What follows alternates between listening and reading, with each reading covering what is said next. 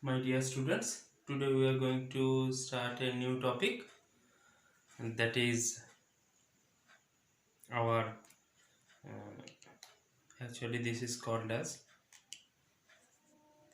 hematinics, coagulant and anticoagulant. Whatever the chapters we are going to enter here now, this is completely related with your means blood. So hematinics, coagulant, anticoagulant, then it will come fibrinolytics, then antiplatelet drugs, whatever it will come, they are related to our blood. So first of all, as we start our chapter with the very basic things, today we will start from the blood. It is very known to you, but still there is required a brush up. So after brushing up, we will enter to the direct solid topic. Okay. First of all, there is blood means that is a liquid connective tissue which is passing all over our body. There is a continuous flow. So in this continuous flow, we are going to find out this is a transporting system in our body, means which is carrying the most important item like our nutrition, our what is this oxygen supply. It carries to our cell, and cell utilize that. After that, whatever the unwanted product is there, that will pass out. Once again it will be carried by the blood. So blood is a very good transport media. Remember that this is the very good transport media which is communicating, which help us to communicate among our all the organs. Suppose we are taking food, that food is going to GIT, but not necessarily the cells are coming under only on GIT, they are getting the food supply. Others are not getting the food supply. It's not like that. All the cells of our body, all the whatever the cells and tissues are there, they all are getting the food supply. How they are getting that food supply?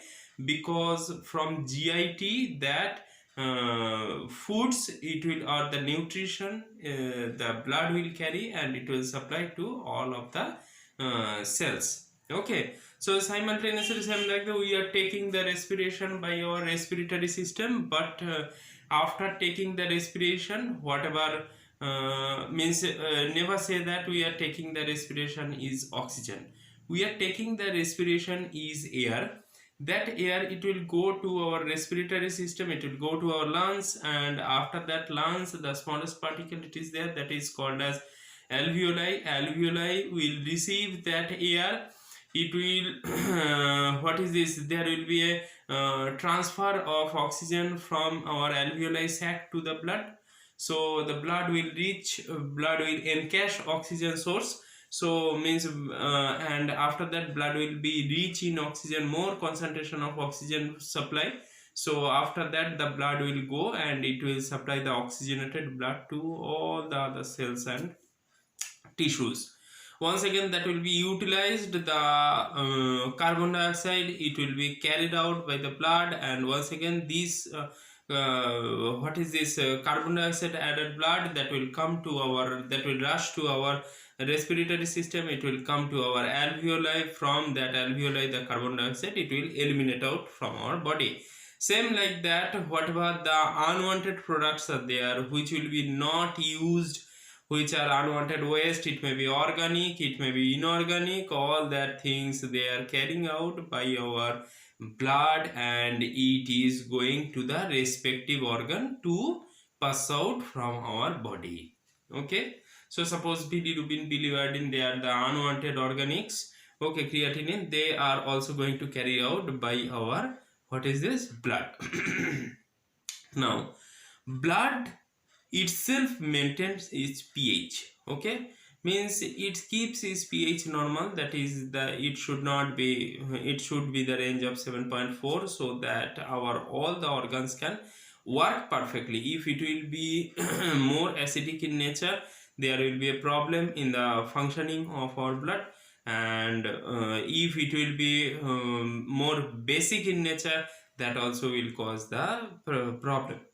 it is blood maintain its osmotic pressure by its cell. So by its one of the protein, what a protein it is present, that is called as plasma protein, which is helps to maintain the osmotic pressure, that is 25 mmHg. It is the means it is the perfect, or it is the average osmotic pressure of our blood. So these all these things this is going to maintain, or they are the acid base balance is also another one important function. They are the important function of blood. So without blood a living item is impossible. It may be blood, it may be in the forms of something different in different animals or different creatures, better to say different creatures. All the times it's not mandatorily that it will be red liquidish, so it may be have different type of structure, but there is a media is essential to carry all this functioning in our body. This media is a, what is this media is called as blood. Blood, if we are going to find out, it will be having two important portion. One it is called as cell, another one it is called as plasma. If we are going to find out the cell will be divided into another two divisions. One it is called as granulocytes, another one it is called as agranulocytes. Okay, and if we are going for plasma, it is having different constituents. Granulocyte cells we are going to find out they are three types: eosinophil, basophil and neutrophil. Agranulocytes, they are two types, they are called as monocyte and lymphocytes. So if we are taking the blood, so blood it will be divided into two portion. One it is called as, one portion this is cell, another one this is called as plasma. Cell is only 9%, 7 to 9% of our total, sorry, cell is 45% of our total concentration, and plasma is 55% of our total blood. So this is 55%, this is 45%. If we are going to find out the composition of blood it will be divided into two main important portion. One this is called as cell, another one it is called as plasma. Three types of cells are there. One it is called as erythrocyte, one it is called as thrombocytes, and another one it is called as leukocytes. So erythrocytes is nothing but your RBC, thrombocytes is nothing but your platelet, and leukocytes is nothing but your WBC. RBC look like dumbbell shape. Okay, so this particular dumbbell shape it is having because this is also having a reason.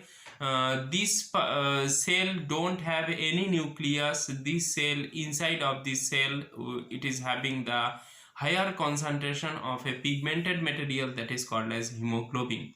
You know that this hemoglobin is nothing but the name, it has came from heme plus globin. So this hemoglobin is responsible for our, what is this, most of the RBC activity. This hemoglobin is responsible element. So if we are going to find out the structure of hemoglobin, hemoglobin is a means iron. So it will be having four hands.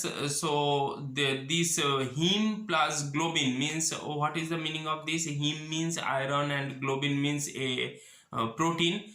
So this hemoglobin structure it will be having four iron containing hands. Hemoglobin means whatever the hemoglobin structure is there, out of that 33% it is iron only. So this hemoglobin is pushed inside of our RBC, and which plays a most important role in our body. If we are going to find out WBC once again it will be divided into two types. One it is called as granulocytes, another one it is called as agranulocytes. Granulocytes means whichever the cells they are having the granules. Agranulocytes means the cell who don't have the granules inside of their cytoplasm. So granulocytes will be divided into three types: neutrophil, eosinophil, basophil Agranulocytes, it will be divided into two types. They are called as monocytes and lymphocytes. So this is the material we are going to find out in the case of RBC and WBC. Last of this, the thing that is called as platelet. Platelets means it is responsible for our coagulation. So these platelets means if platelets, it will go beyond the limit or it will go down to the limit, it will be as same as harmful for our body. So the blood will not get coagulated, or blood will get coagulated inside of our smooth muscle vessel. So both are same type of dangerous for us. Okay, so if hemoglobin also, if your RBC or WBC also, it will go beyond the limit or less to the limit, then also means high to the limit, whatever it may be, beyond in any side, so it will cause us it will make us problem. This will cause us the pathological situations, anemia, leukemia. So all these things, it will arise. Remember that WBC is responsible for our immunity. If WBC concentration, it will go up and down side of that, autoimmune disorder it may arise. It may cause the hypersensitivity, or it may cause the immune sensitivity disorders. Okay, immunodisorders. So both of the sides, if you are going to find out, always maintaining of this cell, this is essential. If RBC will be not there in anemic situation, you are going to find out you will feel lethargic, you will not get the energy. So this problem was there when the civilization was in 18th century or 17th century. That time also there. Prior to that also there was the treatment protocol was different. Now the treatment day by day it is changing. So I'll come to that point later. Now we have discussed in very brief, that is the cell. Cell means you classify into three types, and after that, that is the RBC, WBC and platelets. Now we will go for plasma. Remember that cell is 45% of our total blood cell. Total blood. The concentration of cell is 45%. So in that plasma, if you are going to find out, that is the 55% plasma base is actually water. So on that plasma, you are going to have different compositions or different materials. It will be having nutrients, it will be having gases, it will be having hormones and enzymes, it will be having, because plasma is carrying everything. That's why everything it will be present inside of the plasma. Or inorganic materials, it will be there. Organic waste like creatinine, bilirubin, biliverdin, it will be present inside of that. Okay, and different others organic substances also it will be present. Along with that, this plasma is carrying the most important substance, that is called as plasma protein. That is called as plasma protein, which is carrying the major role of plasma, which is playing the major role of plasma. This plasma protein, it will be divided into, once again, three types of plasma proteins are there. One, it is called as albumin. Next one, it is called as globulin. These three plasma protein plays different roles in our activity, in our body common activity. Albumin is maintaining the osmotic pressure, that is the 25 mmHg. Albumin is having the highest or biggest size. Next one, we are having the globulin. Globulin is a carrier material, or it is a transporting material which acts like a carrier to carry other hormones and enzymes from here to there. So, and we are going to find out that thrombin is responsible for our blood clot. Okay, so it means coagulation. This is going to happen in presence of thrombin. So in plasma protein, we got three types of plasma protein: albumin, globulin and thrombin. So these three is responsible for our plasma protein activity. Now if we are going for cell, once again, this RBC, first today we will concentrate on RBC. RBC is biconcave in shape. RBC is biconcave in shape. If you are going to find out, this will look like a dumbbell. So this particular biconcave in nature, this is essential, or this is a particular structure to carry the performance of our RBC. RBC cell is packed with, this is only the cell which is a non-nucleated cell present in our body. This cell don't have any nucleus, so you can assume that nucleus is the energy house, or you can tell the nucleus is the brain of a cell. So this particular cell don't have brain. Instead of that, it is having only the working material that is called as a pigment, that is nothing but hemoglobin. So this hemoglobin, if you split, you will going to get two of the terms. One it is called as heme, another one it is called as globin.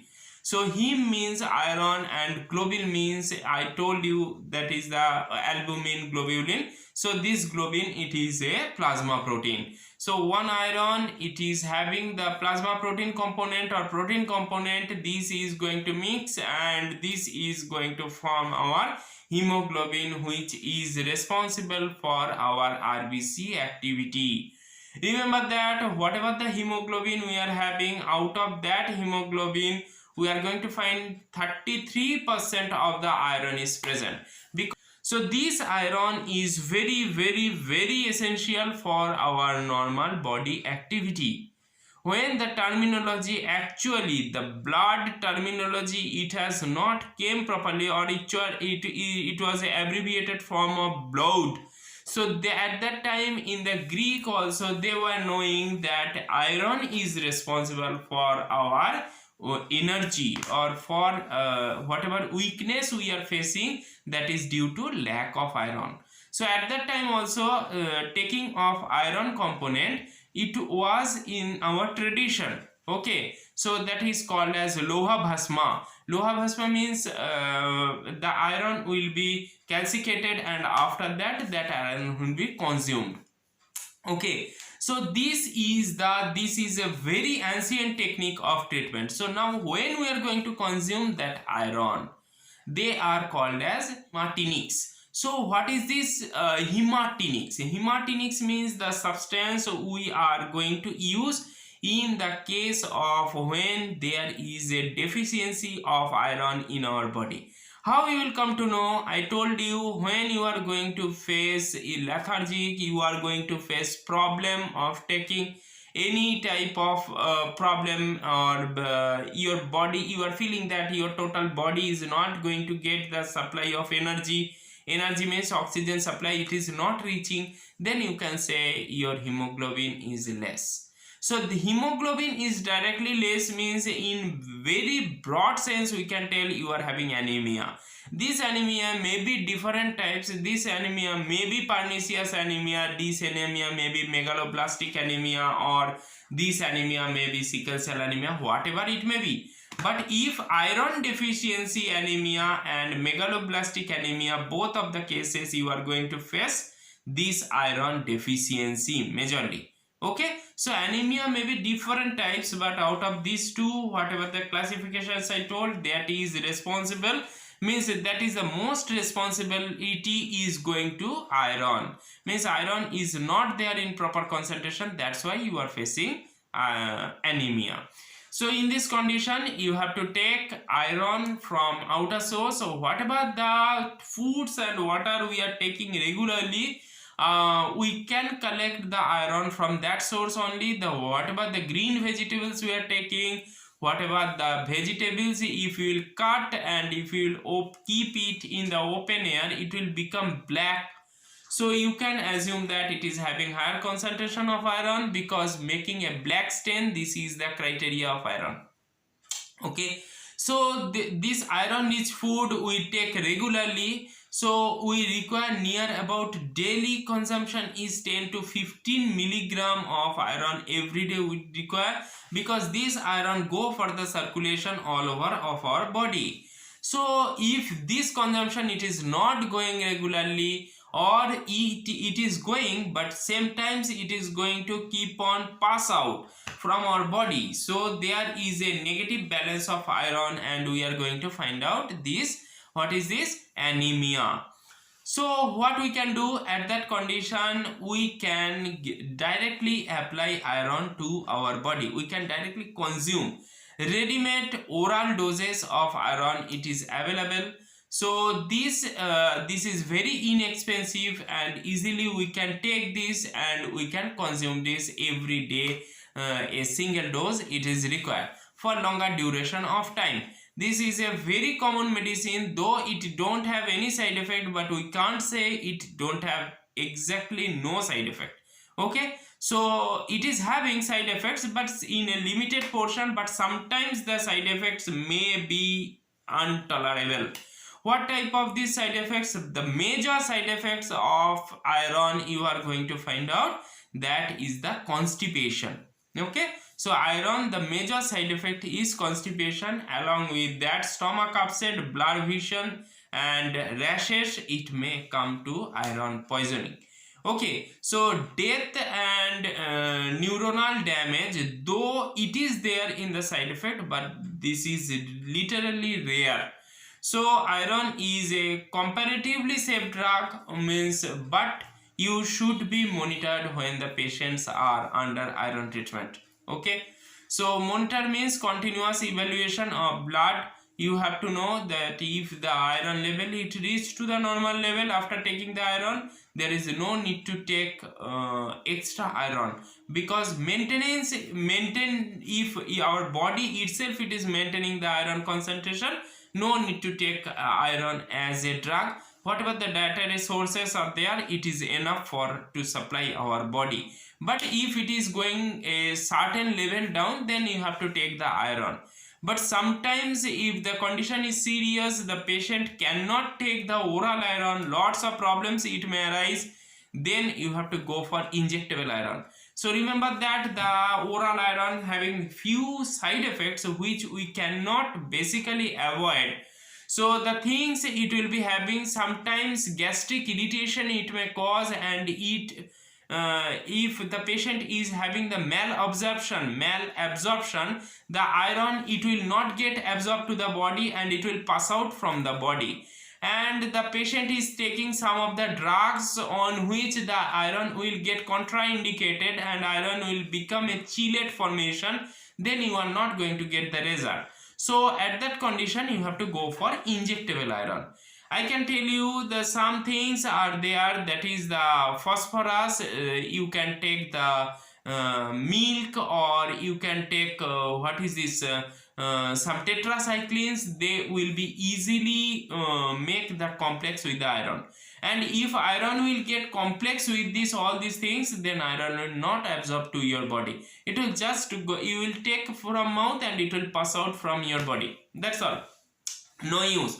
So for that use, you should know whatever the drugs and whatever the medicines you are taking and whatever the foods you are taking, it should not get make any complex form with the iron. Otherwise, iron will not absorb in your body.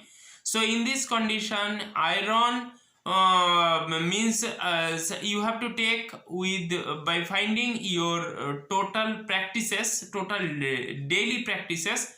So in this situation, a patient who is facing all these things, they has to take the what is this injectable iron. So this injectable iron, it is having means directly injection it may be produced, but the major side effect of injectable iron is pain. The patient is going to get a what is this cramping pain in the muscle. So the muscle, the iron will be injected, there will be a pain for longer duration, and daily intaking of that iron in body, it will be really painful. So better we should try to go for what is this oral means oral formulation until and unless no other methods are available. Okay, so this is about the hematinics. Now in the next day we will reach to some different topic. Means today we have gone to a very basic things of blood. So blood, it is already known to you, 2 to 3 semester there was different topics related with the bloods, and directly bloods also you have gone through, but still there was a brush up today in this class. And after that, so we have just started the hematinic. Next day we will go for the what is this next topic related to the blood. So till this much, please go through the video in detail. If you are having any problem, you may find your textbooks or internet sources, or still any confusion, it will be there. You may call me and I'll try to make you your confusion clear. But make yourself update, because all the things, it is going very rapid. Don't think that lockdown means you are just simply sitting and the time is passing down. No, no, no, nothing like that. You have to keep yourself ready. Anytime the examination it will come, and it may you should be ready for that. Okay, so for that purpose we are just very nearer to completion of our syllabus. Another 2 to 3 days it will be required to complete that. Please keep yourself updated. Once again I am telling that, until that much, be safe, keep safe, and what should I say, stay safe. And today we may meet in the practical session. Take care.